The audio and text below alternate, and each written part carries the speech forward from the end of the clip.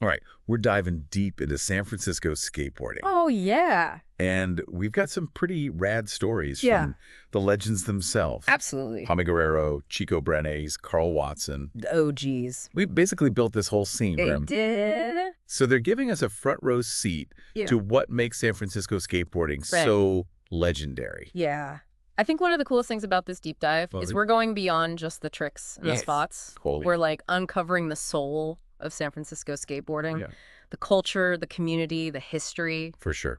So first question, what made San Francisco such a magnet for these skaters in the first place? I mean, was it just those iconic hills? Yeah, a lot of these skaters talk about San Francisco as being this proving ground. Yeah. You know, its reputation really precedes itself, right? Yeah. Ashley Rayfeld, who actually moved there from Portland, Yeah. she even says one of the greatest cities of all time for skateboarding. But it's more than just the reputation, right? It's the city's unique terrain, Right. especially those hills. They play such a massive role. Well, Tommy Guerrero actually started skating Uh-huh. the hills of 17th Avenue back in 1975. Yeah.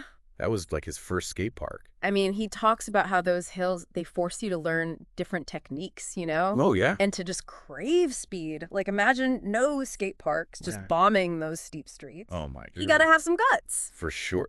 That's wild. I mean, even Yeah. Rick Abicetta would skate from Fort Miley all the way to Embarcadero, hitting every spot along the way. Wow. Like, that's got to be miles. It shows how, like, the hills really connect the city's skate spots in a way that you just don't see anywhere else. Yeah. It's this, like, natural flow Yeah. from one challenge to the next. Speaking of challenges, Okay. let's cruise through some of San Francisco's Okay. iconic skate spots. Yeah. But we're not just naming them, you know.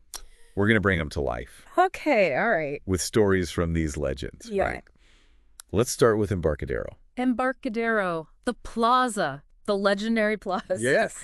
Chico Brenes calls it the place where it all started for him. Oh. And Kent Uyehara actually describes how influential Embarcadero was in the 90s when, like, the whole world was watching San Francisco skateboarding. I remember those videos for sure. Yeah. Carl Watson, he talks about how rugged Embarcadero was, you know, bricks, cracks, Yeah. those chunky ledges. Oh, yeah. He even says nobody liked to use wax at Embarcadero. Oh, wow. It was all about raw skill, That's so interesting. not a spot for beginners. Definitely not. And from the grid of Embarcadero, Uh-huh. let's head to Ashley Rayfeld's private oasis, Fort Miley. Okay. What is it about Fort Miley? She talks about how perfectly imperfect the terrain is. It sounds like a hidden gem. I love it. You know, there's this great story. From Rick Abicetta about how he was searching for new spots and just stumbled upon Fort Miley Oh, wow. and found these like quarter pipes What? on a rooftop bunker Oh, my God. near the beach. That's incredible. Talk about an adventure. That's wild. Yeah. Now we got to talk about China Banks, right? Oh, we got to talk about China Banks. Legendary, notorious. It's like legendary, notorious. Ashley Rayfeld calls it a puzzle. Oh, yeah. She's right. And she's right. It's known for its like insane steepness, Yes. challenging lines, and the constant threat of falling into traffic. That's terrifying. Even Marby Miller, Yeah. who moved to San Francisco from Iowa for the skate scene, Wow. said China Banks is so hard that it's not fun at all. It's the kind of spot that demands respect, for sure. Absolutely. And Marby Miller also mentions Wallenberg as one of the big spots Yeah. that made San Francisco skateboarding history. So we have all these iconic spots, Right. but the San Francisco scene, Yeah. It's way more than just physical places. yeah, that's where things get really interesting. Yeah. Ashley Rayfeld, she calls San Francisco skateboarding a middle finger to convention. Wow. And I think she nails it. You know, it's about pushing boundaries, challenging the norm, Yeah. and creating your own path. For sure. Tommy Guerrero and Carl Watson, they both talk about the importance of community Right. in San Francisco skateboarding. Yeah, It's about finding your people, your tribe, and building something together. absolutely. That sense of community has been a driving force in the evolution of San Francisco skateboarding, wouldn't you say? Absolutely. I mean, Carl Watson, he talks about how skateboarding wasn't accepted back in the 80s and 90s. It was almost like an act of rebellion. Wow. But look at it now. Yeah, Tommy Guerrero points out that skateboarding's in the Olympics. I know. Talk about a major shift in how people see it. It's crazy. From the fringes Yeah. to mainstream acceptance. Totally. That's wild. And that evolution is tied to yeah. the history of places like FTC. Yeah. You know, the legendary skate shop That's right. that Kent Uehara founded. Excited, yeah. And he built this team Okay. of young skaters who ended up becoming some of the biggest names in skateboarding. That's really interesting. Did he face any obstacles in building that community? Was it always welcomed? Oh, he definitely faced challenges. Right. Back then, skateboarding, it was still seen as a nuisance by many people. I can imagine. But he was persistent, Yeah. and he had a vision for creating a space Right. where skaters could come together, Yeah. share their passion, and support each other. And that legacy continues, right? It does. Because Chico Bernays and Carl Watson, they mention how new crews like GX100 are bringing fresh energy to the scene. Yeah, they're constantly pushing the boundaries of Right. what's possible on a board. It's a constant cycle of innovation and reinvention. Absolutely. And it's inspiring to see how these younger generations are building upon the foundation that was laid by those pioneers of San Francisco skateboarding. What's also really cool is how San Francisco skateboarding culture intersects with social issues. Absolutely. Chico Bernays talks about finding acceptance as an immigrant through skateboarding. I love that story. And Carl Watson describes himself as an ambassador for skateboarding. Wow. Connecting with skaters from all walks of life. That's powerful. It's powerful stuff. Yeah. It highlights like the inclusive nature of skateboarding and its ability to bring people together from different backgrounds. For sure. So we talked about the past, the present. Yeah. What does the future hold for San Francisco skateboarding? Where do these legends see it going? Well, despite the challenges of a changing city, there's a lot of optimism. That's great. Tommy Guerrero thinks the scene will keep growing, become more inclusive and sustainable, and Marby Miller sees new spots opening up as more people realize the importance of public spaces for skateboarding. I love Rick Ibesetta's vision of a city connected by skatable paths. That's next level thinking. That's next level thinking. Right. It's almost like a utopia for skateboarders. It's a beautiful vision. Right. It speaks to the deep connection between skateboarding and the city itself. Right. San Francisco's unique geography, its history of rebellion, its strong sense of community. It all comes together to create this truly special skate scene. It's been amazing hearing these stories, getting a glimpse into the heart and soul of San Francisco skateboarding. I think it raises an interesting question. How does a city's unique character shape its skateboarding culture? What can we learn from San Francisco and apply it to other cities? That's a great question. It really makes you think about the relationship between skateboarding and the urban environment. Absolutely. And it's something we can definitely explore further as we continue our deep dive into the world of skateboarding. For sure. Yeah. Awesome. All right. You know, one thing that really stood out to me from these stories is like the focus on adapting to the environment. You know, it's not just about conquering those hills, but about discovering those hidden gems. You know, those unexpected skatable features just tucked away in the city. It's pretty cool. Totally. Like urban explorers on four wheels. Exactly. Tommy Guerrero calls San Francisco a concrete playground. I love that. I think that's spot on. Yeah.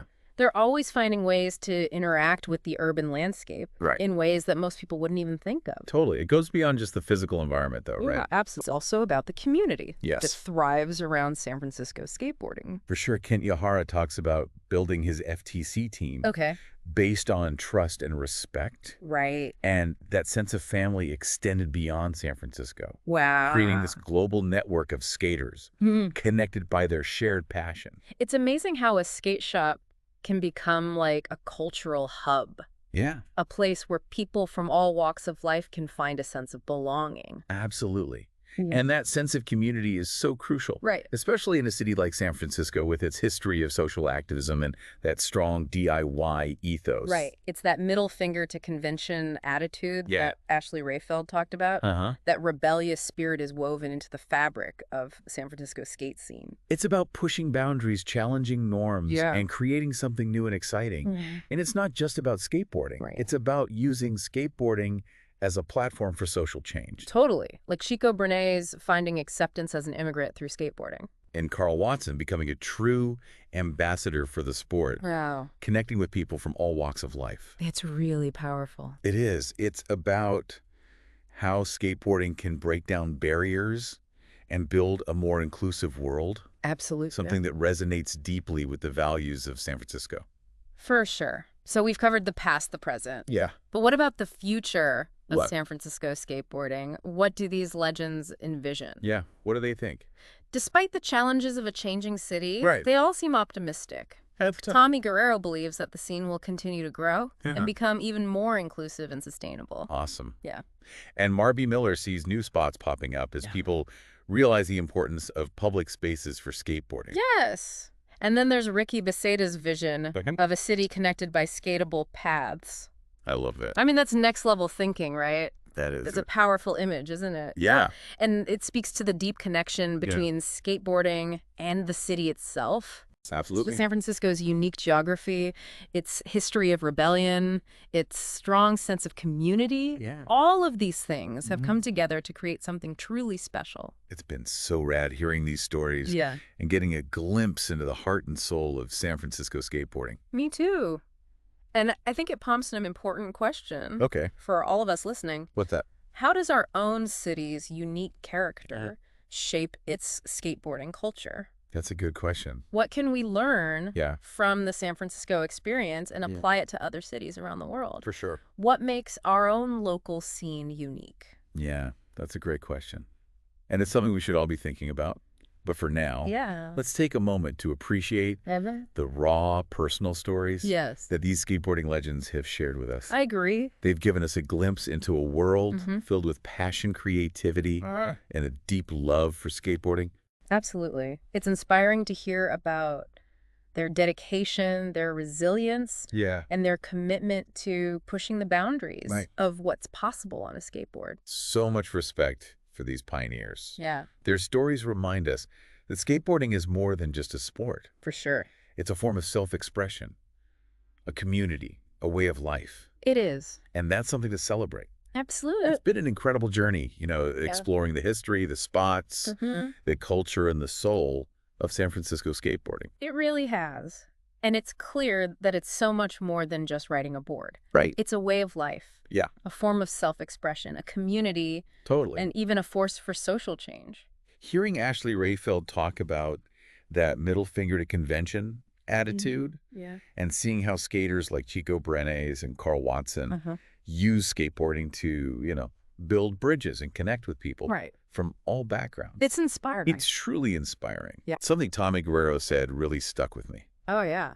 When he was growing up, everyone saw skateboarding as this negative thing. Right. Teachers, cops, they all told him he wouldn't amount to anything. Wow. And now, look at it. I know. Skateboarding is in the Olympics. It's crazy. It's amazing how perceptions have shifted. It is. I think it's a testament to the passion and dedication of skaters like the ones we've heard from today. Yeah. They stayed true to themselves, kept pushing boundaries, Uh-huh. and helped change how the world sees skateboarding. Absolutely. Yeah. It shows the power of following your passion, So totally. even when people don't get it. Even when people don't get it, yeah. And it speaks to the resilience of San Francisco's skate scene. Yeah. It's adapted to changes, weathered storms, and continues to thrive. For sure. That brings us to our final thought for you today. Okay. We've explored the past, present, and future of San Francisco skateboarding. Right. But what about your city? Yeah, what about it? How does your city's unique geography, history, and culture influence its skateboarding scene? That's a really good question. Take a closer look at your own city. What makes its skate scene unique? Yeah. Maybe grab your board and explore your urban landscape with a fresh perspective. I like that. You might be surprised at what you discover. Totally. And who knows, maybe you'll even be inspired to help shape the future of skateboarding in your community. That's awesome. A huge thank you to all the skateboarding legends who shared their stories with us today. Yes, thank you so much. It's been an honor and privilege to learn from them. Absolutely. So inspiring. Until next time, keep exploring, keep pushing those boundaries, Yeah. and keep the stoke alive. Keep it going.